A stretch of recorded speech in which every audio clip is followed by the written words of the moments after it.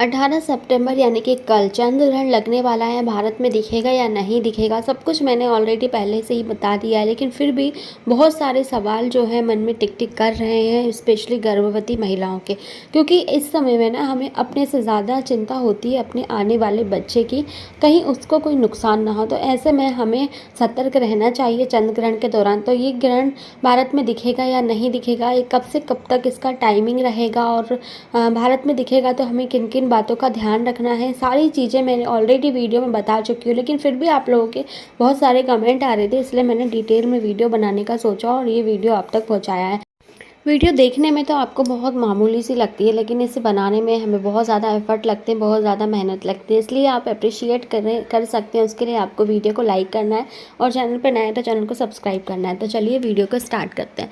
तो जैसा कि आप लोग जानते हैं, कल यानी कि 18 सितंबर को दिन बुधवार को ग्रहण लगने वाला है, जिसकी टाइमिंग रहेगी सुबह 6:11 से लेकर 10:17 पर। अब आप टाइमिंग से ही पता लगा सकते हैं कि ये चंद्र ग्रहण है। ओके, चंद्र ग्रहण रात में होना चाहिए, लेकिन ये चंद्र ग्रहण जो है भारत में नहीं दिखाई देगा, इसलिए सुबह का टाइम हो रहा है। क्योंकि सुबह हमारे भारत में जिस टाइम पे सुबह हो रही है ना, उस टाइम पे कहीं और रात हो रही है, तो वहाँ पर ये चंद्र ग्रहण दिखाई देगा, लेकिन हमारे इंडिया में नहीं है।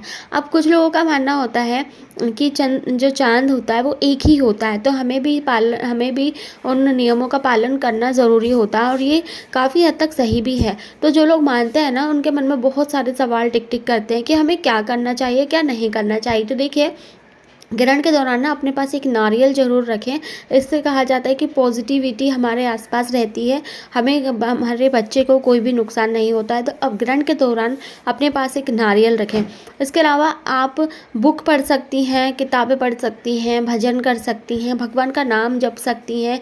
किसी भी तरीके की निगेटिविटी अपने मन में नहीं लेकर आना है, निगेटिव नहीं सोचना है, पॉजिटिव थिंकिंग रखनी है, ताकि आपका माइंड डिस्टर्ब ना हो और आप थोड़ा सा पॉजिटिव फील करें।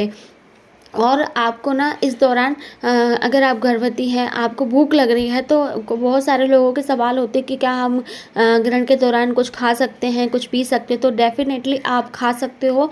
उसमें आपको क्या करना है, पहले से ही ना तुलसी के पत्ते तोड़कर और खाने की जो भी आप सामग्री है, दूध है, पानी है, जो भी खाने का आइटम बना के रखा है, उसमें आपको क्या करना है, तुलसी के पत्ते डाल देना है।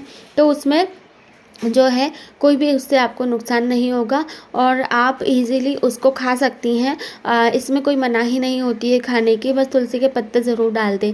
और रही बात पूजा की, तो आपको पूजा नहीं करनी है। देखिए, भगवान को नहीं छूना है इस दौरान, आप बस मन ही मन जाप कर सकती हैं और भगवान को नहीं छूना है। आपको स्मरण कर सकती हैं, भगवान को याद कर सकती हैं, बुक पढ़ सकती हैं। काम नहीं करना है आपको। तेज चाकू छुरी का उपयोग बिल्कुल भी आप लोगों को नहीं करना है। अगर आपने साड़ी में पिन वगैरह लगा के रखी है तो उसे रिमूव कर दीजिए, क्योंकि कटने का डर होता है। तो इसे आप हटा देंगी पहले से ही तो बेटर रहेगा आपको।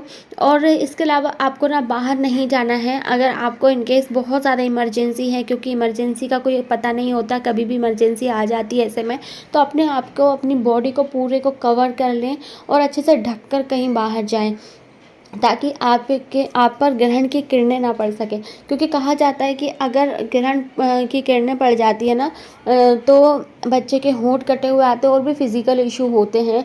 वैसे कुछ लोग इन बातों को मानते हैं, कुछ लोग नहीं मानते हैं। तो मेरे हिसाब से तो मानना चाहिए, क्योंकि कुछ ही घंटों की बात होती है। अगर हम इन नियमों का पालन कर लेते हैं तो हमारे हो सकता है कि कुछ चीज़ें ऐसी होने वाली हो, तो उन चीज़ों से हमें हम बच सकते हैं। तो ये चीज़ें होती छोटी छोटी सी, हमें इन बातों का ख्याल ज़रूर रखना चाहिए अपने आने वाले बच्चे के लिए। इनकेस अगर आपसे इसमें कोई गलती हो भी जाती है बाय मिस्टेक, गलती से, तो आप भगवान को याद करके उनसे क्षमा याचना करें। बस आपके आने वाले बेबी की कामना करें कि वो अच्छे से इस धरती पे आए, इस दुनिया में आए, और उसको कोई भी फिज़िकल इशू ना हो। बाकी घबराने वाली बात नहीं है कि इंडिया में नहीं दिखाई दे रहा, तो इतनी टेंशन वाली बात कुछ भी नहीं है।